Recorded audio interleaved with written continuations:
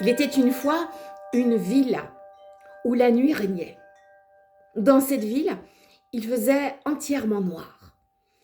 Il y avait bien des lunes et des étoiles, mais il faisait toujours noir. Les habitants ne connaissaient pas le jour, ils ne l'espéraient pas, ils ne connaissaient pas son existence. Alors ils s'allumaient avec des chandelles, avec des bougies, ils avaient même inventé des lampes. Puis un jour, dans cette ville, arrive un tisseur de liens. Il arrive sur la place et il demande du feu, des bougies, des lanternes. Il veut éclairer ses propos. Il veut expliquer aux gens que là-bas, il existe le jour. Et que le jour, il est fait de lumière. Et que le jour, il crée des liens. D'ailleurs, il a une pelote de laine avec lui et il tend la pelote de laine à chacun et il demande à chacun de prendre un bout. Il veut expliquer que c'est comme ça le jour, que ça crée des liens, que ça permet de sortir de l'isolement. Et il raconte la lumière, et il raconte les éclats dans les yeux, et il raconte le sourire qu'on peut voir quand il y a de la lumière. Il raconte les oreilles qui écoutent et la bouche qui parle. Il raconte. Et tous les habitants du village, de la ville, veulent ce jour. Alors il demande au maire, « Et alors, tu vas nous faire venir ce jour ?» Oh, ce jour, c'est bien gentil, mais où est-ce que je vais aller le chercher? Et puis, combien ça coûte? Mais le jour ne s'achète pas. Il vient. Il vient, et comment ça se fait qu'il n'est jamais venu ici? Parce que vous ne l'attendez pas.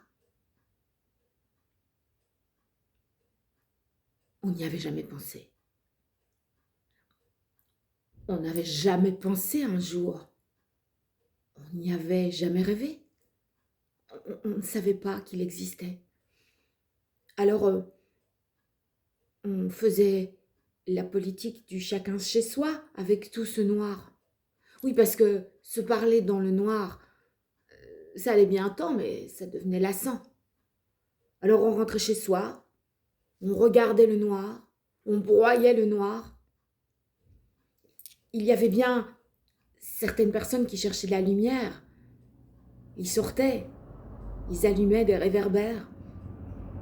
Mais il fallait être persévérant. Et c'était fatigant. Attendre le jour. Mais comment on fait? Sur la place du village, sur la place de cette ville, il y avait une petite fille. Et elle disait, moi je sais comment il faut faire pour attendre. Parce que quand j'attends la lettre de mon amoureux, je cours jusqu'à la boîte aux lettres, puis je reviens, puis je retourne. Je cours pour faire arriver la lettre plus vite. C'est comme ça que j'attends. Peut-être que le jour, il s'attend comme une lettre d'amour. Le poète, lui, de dire, moi, quand j'attends des vers et des rimes, je ferme les yeux et j'écoute dans ma tête. C'est peut-être comme ça qu'il faut attendre le jour, comme un poème. Moi, quand j'ai cuit mes pains et que je les ai mis au four pour savoir si ils sont chauds et bons, je fronce le nez et quand je sens la bonne odeur, c'est que je sais qu'ils sont cuits.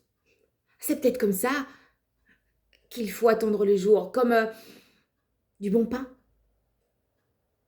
Et chacun de dire sa recette de l'attente. Oui, mais c'est bien gentil tout ça, mais ça va prendre combien de temps? Et si on commençait maintenant?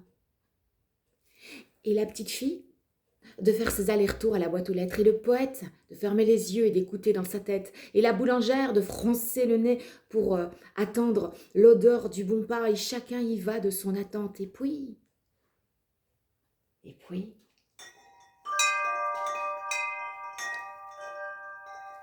puis à l'horizon, là, il y a une fine ligne d'or. Et puis elle grandit. Et puis elle vient éclabousser la ville entière. Il y a une explosion de joie. C'est comme un feu d'artifice, ça. Et ça boue dans la ville. Et ça boue dans le village. Et ça boue chez les gens. Et ça sourit. Et ça prend le temps de parler. Et ça prend le temps d'écouter. Et ça prend le temps de sentir. On n'a plus besoin de pelote de laine. On sait créer du lien. Et c'est la fête tous les jours. Et puis, la nuit retrouve les siens. Et là, il y a une petite poignée d'hommes qui se réunissent et qui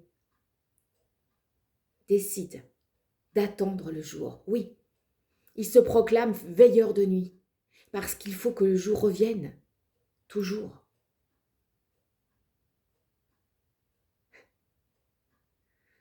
Dans nos nuits les plus sombres, quand le sommeil nous gagne, il y a des bâtisseurs d'amour, des tricoteurs d'histoire, des semeurs de mots. Ce sont nos précieux, ce sont nos cadeaux, ce sont des tisseurs de liens.